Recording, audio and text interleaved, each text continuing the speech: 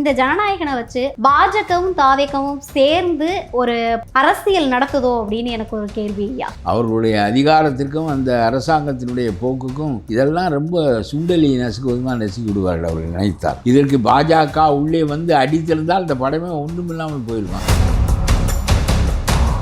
நீ வாக்காளர் பட்டியலிலே தப்பு நடக்கிறது, இது செய்யக்கூடாது என்று பெரிய போராட்டம் நடத்துகிறாய், புரிந்து நடத்தினாயா? இப்பொழுது நீ வந்து சொல்ல வேண்டும். இல்லை, விஜய் புரிந்து நடத்தலை அப்படின்றீங்க. ஆனால் நிறைய பேர் வந்து இந்த ஜனநாயகன் படத்தை பார்த்துட்டு எம்ஜிஆர் போலவே வந்து சாட்டை எடுத்து அடிக்கிறாரு. கிட்டத்தட்ட விஜயும் எம்ஜிஆரும் ஒன்று. அந்த படத்தில் அவர் என்ன செய்கிறார் என்பது ஒரு பக்கம் இருக்கட்டும். நீ ஒரு போராட்டம் நடத்தினாயே, அந்த போராட்டம் அறிவோடு உள்ள போராட்டம் தானா? பரந்தூரில் விமான நிலையம் வரக்கூடாது என்று சொன்னார். எங்கேயாவது கொண்டே தரிசு நிலத்தில் விமான நிலையம் வை என்று நாங்கள் சொன்னோம். ஆனால் விஜய் போய் சொன்னபோது அதற்கு ஒரு பெரிய மதிப்பு ஏற்பட்டது. அது தொடர்ந்து செய்ய வேண்டுமா இல்லையா? காரியத்தை செய்து காட்ட வேண்டும். திருப்பரங்குன்றம் மலை என்பது முருகனுக்குரிய மலை. அங்கே போய் தீபம் ஏற்றுவதிலே என்ன பிழை இருக்கிறது? அதை பற்றி கருத்து சொல்ல தைரியம் இல்லையா? பாஜகவும் திமுகவும் பண்ணக்கூடிய வெட்டி அரசியல். இதில் நான் ஏன் கருத்து சொல்லணும்? வெட்டி அரசியல். அது நாகூர் ஆண்டவர் கோயிலுக்கு போவது அதிகமாக இந்துக்கள் தான். இல்லை, வடநாடா மாத்திர முயற்சியை பாஜக தானே மேற்கொள்ளுதுன்னு. பாஜக இல்லை, பாஜக 100 ஆண்டுகளாக மேற்கொள்கிறான். எடுபட்டதா? விஜயகாந்த் கட்சிக்கு 1% வாக்கு இருக்குது. யாருக்கு இருக்குது? காங்கிரஸுக்கு 5% வாக்கு இருக்கிறது. பிஜேபிக்கு அந்த அளவு தான் வாக்கு இருக்கும். ஒரு கட்சியும் ஒரு பலமான வாக்கு பெற்ற கட்சி ஒருத்தரும் கிடையாது. 10% மேல் வாக்கு வைத்திருக்கிற கட்சி விஜய் தான். விஜயகாந்த் அப்படித்தான் 13% வாக்குகளை வாங்கி கடைசியில் தோற்று ஒன்றும் இல்லாமல் போனார். அதே கதையைத்தான் இப்பொழுது விஜய் அடைய போகிறார்.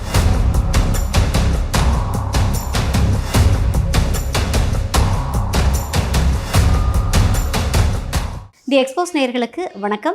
நான் ரவீனா. இன்றைய நேர்காணலில் நம்முடைய இணைந்திருக்கக்கூடிய சிறப்பு விருந்தினர், மூத்த அரசியல்வாதி, தமிழகத்தின் தன்னுரிமை கழகத்தின் தலைவர் பழகருப்பையா ஐயா தான் நம்ம கூட இருந்திருக்காங்க. வாங்க அவங்க கூட சேர்ந்து நிறைய விஷயங்களை கேட்டு தெரிஞ்சுக்கலாம். ஐயா வணக்கம். எப்படி ஐயா இருக்கீங்க? சொல்லுமா ஐயா, தமிழ்நாடு அரசியல் களம் வந்து 2026 தேர்தல் களத்தை நோக்கி பயங்கரமாக பயணிச்சுக்கிட்டு இருக்கு. பல விதமான மாற்றங்கள் நடந்துக்கிட்டு இருக்கு. இதில் இப்போது ரீசெண்டாக ஒரு பெரிய இஷ்யூ போயிட்டுருக்கு. என்ன அப்படின்னு உங்களுக்கு தெரியும்னு நினைக்கிறேன். ஜனநாயகன் படத்தோட அந்த ரிலீஸ் அப்படின்றது பெரிய பேசு பொருளாக மாறி இருக்குது. விஜய் வந்து ஒருவேளை அரசியலுக்கு வரலன்னா இவ்வளோ பெரிய பிரச்சனையாக இருக்குமான்னு தெரில. இதில் என்னுடைய கேள்வி என்ன அப்படின்னா, இந்த ஜனநாயகனை வச்சு பாஜகவும் தாவேகவும் சேர்ந்து ஒரு அரசியல் நடத்துதோ அப்படின்னு எனக்கு ஒரு கேள்வி ஐயா. பாஜக இதிலெல்லாம் சம்மந்தப்படுவார்கள் என்று நான் நினைக்கவில்லை.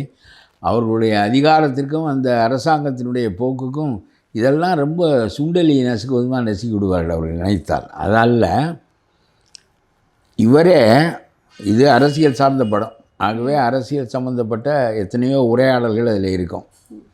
அதில் யாரோ ஒரு உறுப்பினர் அதுக்கு மறுப்பு தெரிவித்திருக்கிறார். ஆகவே இது குறித்து நேரடியாக, அதுவும் இவர் ஒரு அரசியல் தலைவராக இருக்கிற காரணத்தினால் நாளைக்கு பெரிய கேள்விகள் வந்தால் நீங்கள் தணிக்கை குழு உறுப்பினர்கள் என்ன செய்தார்கள் என்று கேட்பார்களே என்பதற்காக சரி கோர்ட்டுக்கு போனது. கோர்ட்டு அதை எல்லா அந்த படம் வெளியிடுவதை அனுமதித்து விட்டார். இப்போ தணிக்கை குழுவில் ஒருவர் சொன்னதற்காக ஒன்றுமில்லை.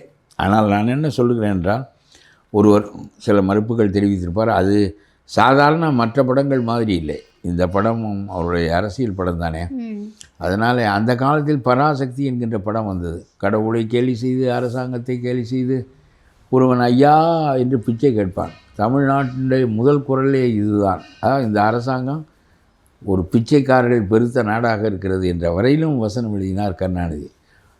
ராஜாஜி அதை பற்றியெல்லாம் ஒன்றுமே சொல்லவில்லை. என்ன பேச வேண்டுமோ பேசி ஏதோ செய்து கொள் என்று. எத்தனை படங்கள். ராஜாஜி ஒரு மந்திரியாக இருப்பார். மந்திரி குமாரியில் ஒரு அரசாங்கத்தினுடைய மந்திரியாக இருப்பார். அவருடைய மகன் கொள்ளைக்காரனாக இருப்பான். மந்திரி ரொம்ப வில்லங்கமான ஆள். அவருக்கு ஆச்சாரியார் என்று பெயர் வைத்தார்கள். ஆமாம், ஆச்சாரியார் குல்லுகப்பட்டர் என்று பெயர் வைத்தார்கள். ஆனால் அந்த படமெல்லாம் வெளிவந்தது. அது மட்டுமல்ல, மகன் திருடனாக இருந்தான். திருடுவது ஒரு கலை என்று மந்திரி மகன் சொல்வான். மந்திரி யார்? ராஜாஜி. ராஜாஜி என்ற பெயர் ராஜாஜி என்று இல்லாமல் ஆச்சாரியார் என்று வைத்திருந்தார்கள். இப்படியெல்லாம் அந்த படங்கள் அந்த காலங்களில் வெளிவந்தன. அதையெல்லாம் அவர்கள் கண்டுகொள்வதில்லை. எவன் வேண்டுமானாலும் என்ன வேண்டுமானாலும் பேசட்டும். இதையெல்லாம் தாண்டி தான் அரசாங்கம், இதெல்லாம் தாண்டி தான் அரசியல். ஏனென்றால் ஒரு அரசாங்கம் என்ன காரியங்கள் செய்கிறது என்பதை பற்றி மக்கள் மதிப்பிடுவார்களே தவிர, யாரோ ஒரு பேர் எல்லாரையும் என்னை பற்றி நீ, உன்னை பற்றி அவனும், அவனை பற்றி இவனும், இப்படியே பேசிக்கொண்டே இருப்பது தான் உலகத்தினுடைய போக்கு. ஆகவே இதற்கு பாஜக உள்ளே வந்து அடித்திருந்தால் இந்த படமே ஒன்றுமில்லாமல் போயிருக்கும். அவரை மடக்குவதற்கு இதுதான வழி, இதுக்கு மாதிரி 100,000 வழிகள் இருக்கின்றன. ஆகவே ஒரு பெரிய அணுகுண்டை வீசி ஒரு மனிதனை அழிக்க வேண்டியதில்லை. அது தேவையில்லை. அது சும்மா பேசப்படுகின்ற பேச்சு. ரெண்டாவது, அவர் என்ன படத்தில் அவர் அரசியலை வலுவாக செய்தாலே அவர் ஊண்டி நிற்க முடியும். எங்கே வலுவாக செய்கிறார்? தேர்தல் வாக்காளர் பட்டியலிலே பெரிய கள்ளத்தனம் நடக்கிறது என்று சொல்லி இருக்கிறவர்களெல்லாம் நாம் யார் என்று காட்ட வேண்டும், திரண்டு வாருங்கள் என்றார். நிறைய திரண்டு வந்தார்கள். 10,000 பேர் கலந்து கொண்ட ஒரு ஆர்ப்பாட்டம் என்பது விஜய் நடத்திய ஆர்ப்பாட்டம் தான். அதில் வாக்காளர் திருத்த பட்டியல் இருக்கிறது, இதில் பெரிய மோசடி நடக்கப் போகிறது என்று சொல்லி அவர்கள் அந்த போராட்டத்தில் ஈடுபட்டார்கள். இது ஸ்டாலின் சொன்னது. ஸ்டாலின் சொல்வதையெல்லாம் இவர் பின்பற்றுவார், இல்லாவிட்டால் நம்ம சங்கி என்று சொல்லிவிடுவார்கள் என்று அவர் பயப்படுவார். ஸ்டாலின் சருக்கு போராடட்டும். அவர் முதல்ல சொன்னார் முஸ்லீம் வாக்குகளை எல்லாம் நீக்கி விடுவார்கள் என்று சொன்னார். அப்புறம் பிறகு அது ரொம்ப அவருக்கே அசிங்கமாக தெரிந்தது. அப்புறம் மழை காலத்தில் எப்படி வேலை செய்ய முடியும், எப்படி இவர்கள் அந்த பணியை முடிக்க முடியும் என்று கேட்டார். அப்புறம் சொன்னார் பண்டிகைகளெல்லாம் வருகின்றன, கிறிஸ்மஸ் வருகிறது, மற்றதெல்லாம் வருகிறது, எப்படி இவர்கள் வேலை செய்ய முடியும், குறிப்பிட்ட காலத்திற்குள் இப்படி வந்து விட்டார். முஸ்லீம் வாக்குகளெல்லாம் நீக்குவார்கள் என்பதிலிருந்து படிப்படியாக வந்து இப்பொழுது பேசுவதே இல்லை. ஏனென்றால் குளத்தூரில் தான் ஒரு வீட்டில் 89 வாக்கு சேர்த்து வைத்திருக்கிறான். ஆகவே அவருக்கு ஒவ்வொரு நாளும் ஏதாவது ஒன்றை பேச வேண்டும். பொய் மெய் என்பதை பற்றியெல்லாம் வேறுபாடே கிடையாது அவர்களுக்கு.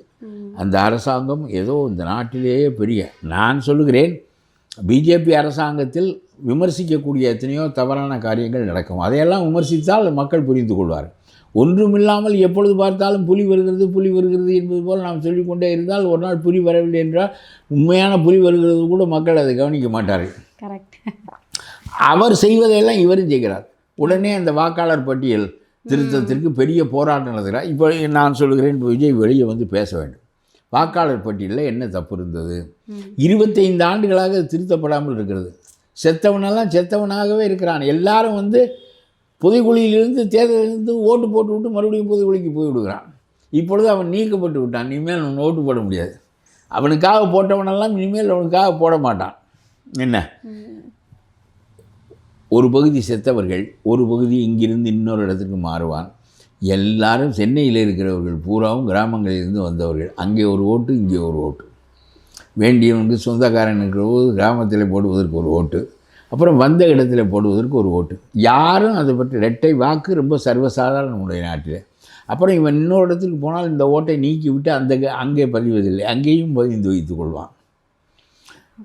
அரசியல் கட்சி தலைவர்கள் குளத்தூரில் போல கட்சிக்காரனை ஒரு 1000-2000 வாக்கு வித்தியாசத்தில் நாம் தோற்றுவிடக்கூடாது என்பதற்காக ஒரே முகவரியில் இவனையெல்லாம் கொண்டு வந்து சேர்த்து வைத்துக் கொள்வார்கள்.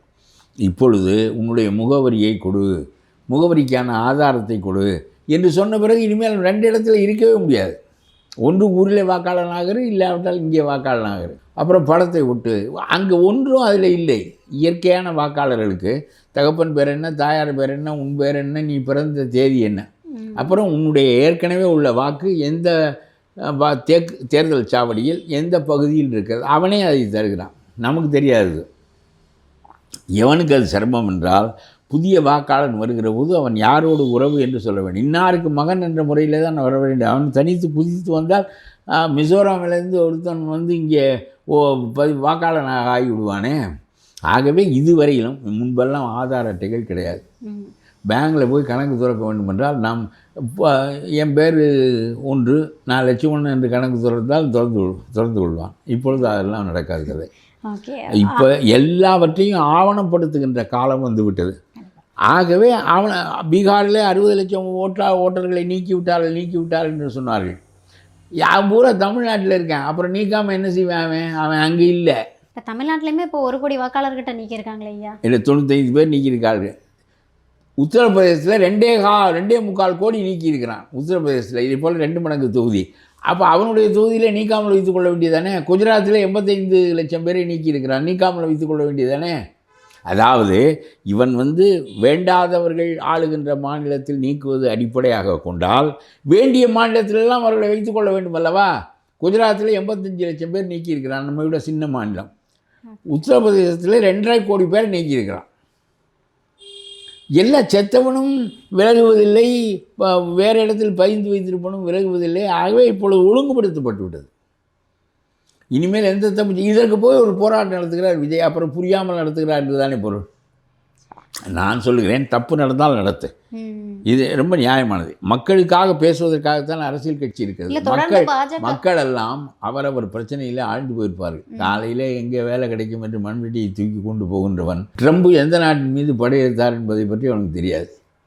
என்ன மோடி இங்கே என்ன செய்கிறார் என்பது அவனுக்கு தெரியாது. இதையெல்லாம் எடுத்து சொல்வதற்காகத்தான் அரசியல் கட்சிகள் வருகின்றன. இது ரெப்ரசன்டேட்டிவ் டெமோக்ரஸி தான். அது பிரதிநிதித்துவத்தின் மூலம் ஜனநாயகத்தை நடத்துவது. அவர்களுடைய பிரதிநிதிகளாகத்தான் சட்டமன்றத்திற்கு ஆட்கள் வருகிறார்கள். ஆகவே பிரதிநிதிகள் பேச வேண்டும். அப்படி நானும் பிரதிநிதி ஆக வேண்டும் என்று நினைக்கின்றவன் எல்லோரும் அதை எதிர்த்து பேச வேண்டும். இதிலிருந்து மக்கள் புரிந்து கொள்வார்களே தவிர யார் இதையெல்லாம் செய்ய முடியும் என்றால் அரசியல்வாதிகளால் செய்ய முடியும். சாதாரண மக்களுக்கு எடுத்து சொல்ல வேண்டிய கட்டாயம் அவர்களுக்கு இருக்கிறது. நீ வாக்காளர் பட்டியலிலே தப்பு நடக்கிறது, இது செய்யக்கூடாது என்று பெரிய போராட்டம் நடத்துகிறாய், புரிந்து நடத்தினாயா? இப்பொழுது நீ வந்து சொல்ல வேண்டும். இல்லை, விஜய் புரிந்து நடத்தலை அப்படின்றீங்க. ஆனால் நிறைய பேர் வந்து இந்த ஜனநாயகன் படத்தை பார்த்துட்டு எம்ஜிஆர் போலவே வந்து சாட்டை எடுத்து அடிக்கிறாரு. கிட்டத்தட்ட விஜயும் எம்ஜிஆரும் ஒன்று. அந்த படத்தில் அவர் என்ன செய்கிறார் என்பது ஒரு பக்கம் இருக்கட்டும். நீ ஒரு போராட்டம் நடத்தினாயே, அந்த போராட்டம் அறிவோடு உள்ள போராட்டம் தானா சொல்ல வேண்டும் இல்லையா? ஸ்டாலினுக்கு பொய் தான் அந்த கட்சிக்கு பழக்கம். எப்பொழுது பார்த்தாலும் எது செய்தாலும் மோடி மோடி மோடி என்று சொல்வது அவர்களுடைய பழக்கம். ஆகவே அவர் எதை வேண்டுமானாலும் சொல்லுவார். இப்போ திமுக நீ ஏன் சொல்லுகிறாய் என்று கேட்கிறேன். நீ புரிந்து செய்யாமல் நம்மையும் சங்கி என்று சொல்லிவிடுவார்கள் என்பதற்காக நீ இந்த போராட்டத்தை நடத்தினாய். பரந்தூரில் விமான நிலையம் வரக்கூடாது என்று சொன்னாய். 28 கிராமங்கள் அழிகின்றன, 4000 ஏக்கர் நிலம் அழிகிறது. நான் இருக்கிறேன், சுற்றி இடங்களையெல்லாம் வாங்கி வைத்து கொண்டு அந்த இடங்களையெல்லாம் கூடுதல் விலைக்கு விற்பதற்காகத்தான் விமான நிலையம் கொண்டு வந்திருக்கிறார்கள் என்று நீ சொன்னாய். அதற்கு முன்னாலேயே இந்த கருத்துக்களை நாங்களெல்லாம் பேசினோம். நாங்கள் பேசினால் யார் காதிலே விழுகிறது? என்னை 10 பேர் காதிலே விழுகும். இதெல்லாம் தொடக்க காலத்திலிருந்து பரந்தூர் விமான நிலையம் அங்கே வரக்கூடாது, கிராமங்களை அழித்து, ஏரிகளை அழித்து, வீடுகளை அழித்து, 4000 ஏக்கர் நஞ்ச நிலத்தை அழித்து இந்த விமான நிலையத்தையே அங்கே கொண்டு வருகிறாய். எங்கேயாவது கொண்டே தரிசு நிலத்தில் விமான நிலையம் வை என்று நாங்கள் சொன்னோம். ஆனால் விஜய் போய் சொன்னபோது அதற்கு ஒரு பெரிய மதிப்பு ஏற்பட்டது. அது தொடர்ந்து செய்ய வேண்டுமா இல்லையா? இப்பொழுது அதை கைவிட்டு விட்டார். பிறகு விமான நிலையத்திற்கான வேலைகளை இவர்கள் செய்து கொண்டிருக்கிறார்கள். ஆகவே எந்த ஒன்றிலும் இவர் சேலம் 8 வழி பாதையை கொண்டு வரக்கூடாது என்று சொன்னவர்கள் அதை எதிர்த்து பேசி வராமல் செய்து விட்டார்கள். அதுபோல் உன்னிடம் ஒரு செல்வாக்கு இருக்கிறது என்றால், மக்களை திரட்ட முடியும் என்றால், என்னை மீறி இந்த விமான நிலையம் எப்படி வருகிறது பார்க்கிறேன் என்று 4 தடவை நீ போய் அந்த மக்களை உற்சாகம் மூட்டினால் எல்லா மக்களும் வீறு கொண்டு எழுந்து விடுவார்கள். எப்படி விமான நிலையம் வரும்? நான் சொல்கிறேன், விமான நிலையத்தை வேறு இடத்துல கொண்டு போய் வை, தரிசு நிலத்தில் வை. எதுக்கு நஞ்சு நிலங்கள் 4000 ஏக்கர்? நம்முடைய நாடு உணவு பற்றாக்குறை உள்ள நாடு. நமக்கு 70 லட்சம் டன் தான் உற்பத்தி ஆகிறது. ஆந்திரா பொன்னியும் கர்நாடக பொன்னியும் வருகிற காரணத்தினாலே தான் நம்முடைய உணவு பற்றாக்குறை ஈடுகட்டப்படுகிறது. இன்னமும் தன்னிறைவு தமிழ்நாடு அடையவில்லை, இந்தியா அடைந்து விட்டது. உணவில் தன்னிறைவை இந்தியா அடைந்து விட்டது, தமிழ்நாடு அடையவில்லை. நமக்கு நாள்தோறும் வருவதெல்லாம் கர்நாடக பொன்னியும் தெலுங்கானா பொன்னியும் தான். ஆகவே எதற்கு 4000 ஏக்கர் நஞ்சு நிலத்தை நீ அழிக்கிறாய்? இதெல்லாம் பேசி காரியத்தை செய்து காட்ட வேண்டும்.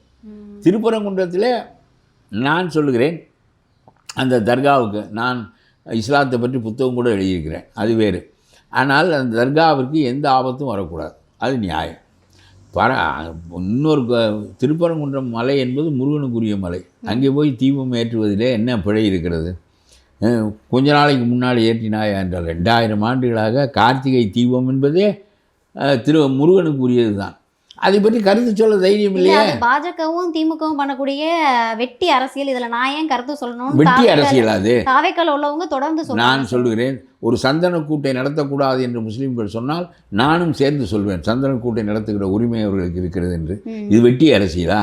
அவரவர் உரிமைப்படி அங்கே தீபம் ஒரு 10 பேர் போய் ஏற்றி விட்டு வந்து விட போகிறான். அடுத்த நாள் அந்த தீபம் அணைந்து விட போகிறது. அதோடு பிரச்சனை முடிந்தது. இப்பொழுது கோர்ட்டு தீர்ப்பை எல்லாம் மீறி நீ செய்து நீதிபதியின் மீது நீ பதவி நீக்க தீர்மானம் கொண்டு வந்து இந்தியா முழுவதற்கும் இதை செய்தியாக்கி அந்த ஒற்றுமையாக இருந்த இந்து முஸ்லீம் மக்களிடம் பிளவை நீ தான் உண்டாக்குகிறாய் என்று நான் சொல்லுகிறேன்.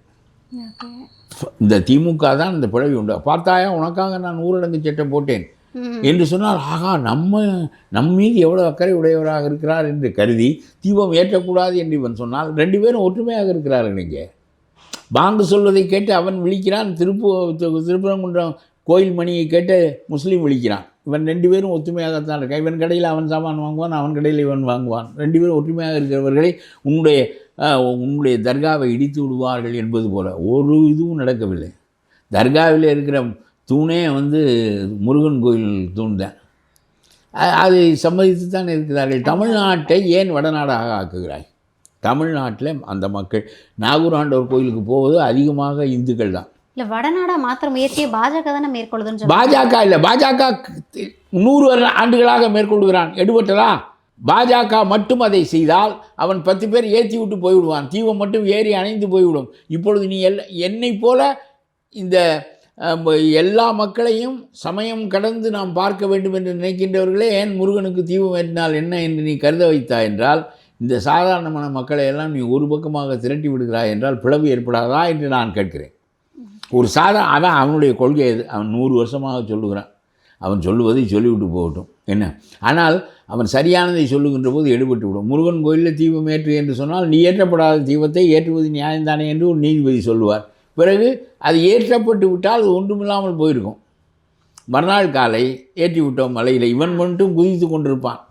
மற்றவனெல்லாம் சரி முருகன் கோயிலில் ஏற்றுவது இயற்கை தானே என்று இருப்பான். இப்பொழுது பாருங்கள், தர்கா இருக்கிறதாம், ஆகவே ஏற்றக்கூடாதாம். இவர் இந்த ஸ்டாலின் சொல்லுகிறார். ஒரு முஸ்லீமும் சண்டைக்கு வரவில்லை. ஒரு முஸ்லீம் ஊரடங்கு சட்டம் போட்ட அன்று தெருவில் நாய் கூட தெரியவில்லை. பெருவாரியான மக்கள் திரண்டால் தானே நீ ஊரடங்கு சட்டம் போட வேண்டும். எந்த மக்கள் திரண்டார்கள், எந்த முஸ்லீம்கள் வந்தார்கள் ஏற்றக்கூடாது என்று சொல்லி ஏன் அந்த மக்களை பிளவுபடுத்துகிறாய் என்று சொல்கிறேன். நீ பண்ணி எனக்கு இப்போ முருகன் தீபமெல்லாம் முக்கியமில்லை. ஒற்றுமையாக இருக்கிற இந்துக்களையும் முஸ்லீம்களையும் எதற்கு பிளவுபடுத்துகிறாய்? இந்த 8% மக்களுடைய ஓட்டுக்களை வாங்குவதற்காக, உன்னை விட நான் அக்கறை உடையவன் என்று காட்டிக்கொள்வதற்காக இந்த பிளவை நீ ஏற்படுத்தினால் நீ போய்விடுவாய், உன்னுடைய அரசாங்கம் போய்விடும். மக்களிடம் நீ ஏற்படுத்திய பிளவு போகுமா என்று கேட்கிறேன் நான். இல்லை, இன்றைக்கி கூட முதலமைச்சர் சொல்லியிருக்காரு, நான் மக்களுக்காக தான் எல்லாமே பண்ணுறேன், உங்களோட கனவு என்னன்னாலும் என்ன 404 திட்டத்தை நிறைவேற்றியிருக்கேன், சொல்லாத பல திட்டங்களை கொடுத்துருக்கேன், இந்த மக்களுக்காக தான் இருக்கேன் அப்படின்றாரு முதலமைச்சர். அதாவது என்னென்ன இவர் கனவை சொன்னால் செய்வாரா என்பது ஒருத்தருக்கு கனவு வைத்திருக்கிறான், என்னென்னவோ கனவெல்லாம் வைத்திருக்கிறார். இவர் செய்து விடுவார் கனவையெல்லாம். அதெல்லாம் இருக்கட்டும். இவர் ஆண்டதில் என்ன செய்தார் என்ன செய்யவில்லை என்று நான் சொல்லுகிறேன். இல்லை, நீ இந்த ஜனநாயகம் என்பதற்காக சொன்னாயே, அதற்காக நான் சொன்னேன். அரசியலை புரிந்து விஜய் செய்ய மாட்டேன் என்கிறார் என்பதை. எனக்கு ஆட்சிக்கு ஸ்டாலின் வராமல் விஜய் வந்தால் எனக்கு ஒன்றும் மறுப்பில்லை, எடப்பாடி வந்தால் மறுப்பில்லை, யார் வந்தாலும் மறுப்பில்லை. ஆனால் நீங்கள் வாக்குகளை சிதற விட்டு ஸ்டாலின் வருவதற்கு வழிவகுத்து விடாதீர்கள் என்பதுதான் என்னுடைய கருத்து. இதில் இயற்கையாக பெரிய கட்சி அதிமுக தான். அதோடு சேர்ந்து நீ அடுத்த தரம் தனியாக இருக்கலாம். விஜயகாந்த் இந்த வேலையை தான் செய்தார். அவர் 3வது அணி என்று ஒரு அணியை உருவாக்கி தேர்தலில் நின்று ஒரு கட்சியை தோற்கடித்து ஒரு கட்சி ஜெயிப்பதற்கு உதவியாக இருந்தார். ஆகவே இந்த வேலையை ஒரு தரம் விஜயகாந்த் செய்து காட்டியிருக்கிறாரே, நீ வேறு எதற்கு செய்கிறாய் என்ற அடிப்படையில் தான் சொல்லுகிறேன். 2வது, நீ ஆட்சியில் இழந்திருக்கிறேன், நான் திருநெல்வேலி அல்வா தருகிறேன் என்று சொன்ன பிறகும் ஒருவன் வரமாட்டேன்கிறானே. இன்றைக்கு வரையிலும் வரவில்லை. ஓபிஎஸும் தினகரனும் சேர்ந்து என்ன ஆக போகிறது அந்த கட்சியை? ஐயா, இப்போ தேனியில் 2.5 லட்சம் வாக்குகள் டிடிவி அவர்கள் வாங்கியிருக்காங்க. அதுக்கு முன்னாடி ஓபிஎஸ் அவர்கள் ராமநாதபுரத்தில் 3 லட்சம், மொத்தம் 5.5 கோடி வாக்கு இருக்குது. 2.5 லட்சம் ஓட்டெல்லாம் வைத்துக்கொண்டு என்ன செய்வாய்? அந்த தொகுதியில் வெல்ல முடியவில்லையே. நீ இந்தவர் உன்னால் ஒரு எம்எல்ஏ ஒரு எம்பி தனித்து வெல்ல முடியவில்லை. பலாப்பழத்தில் தினகரனால் 2 இடம் கொடுத்தும் வெல்ல முடியவில்லை. ஆகவே உங்களுடைய பலம் இவ்வளவு தான். இவங்க 2 பேரும் தாவேக்காக்கு போனால் பலமே கிடையாது, ஒரு பலமும் கிடையாது. இவருக்கு ஒரு 3/4%, ஓபிஎஸ்க்கு ஒரு 1/2% வாக்கு இருக்கும், அவருக்கு ஒரு 1.25% வாக்கு இருக்கிறது, அவ்வளோதான். விஜயகாந்த் கட்சிக்கு 1% வாக்கு இருக்குது. யாருக்கு இருக்கிறது? காங்கிரஸுக்கு 5% வாக்கு இருக்கிறது. பிஜேபிக்கு அந்த அளவு தான் வாக்கு இருக்கும். ஒரு கட்சியும் ஒரு பலமான வாக்கு பெற்ற கட்சி ஒருத்தரும் கிடையாது. 10% மேல் வாக்கு வைத்திருக்கிற கட்சி விஜய் தான்.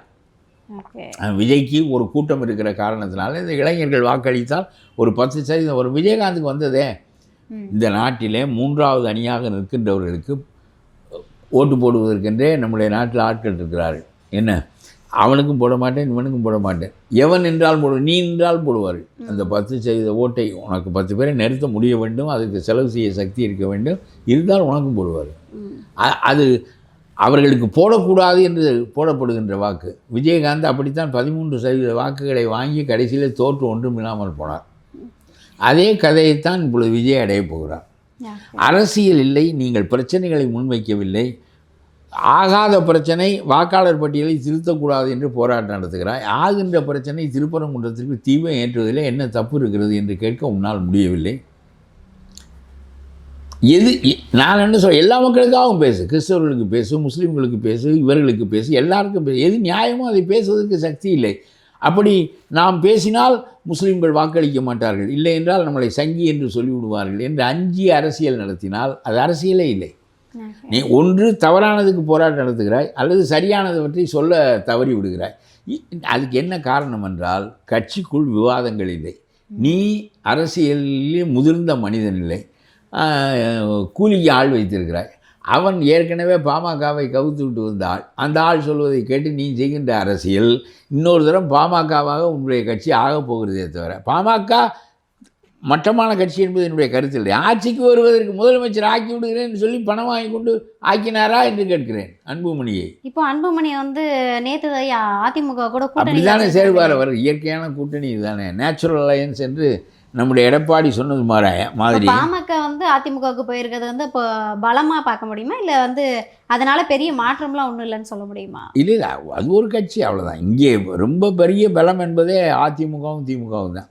அப்புறம் மற்ற கட்சிகளுக்கெல்லாம் 5%, 7%, 4% இப்படித்தான் வாக்கு இருக்கிறது. 5%, 4% தான் நல்ல வாக்கு. 1%, 3/4% இருக்கிறவர்களெல்லாம் சேர்த்து கொள்கிறார்களே.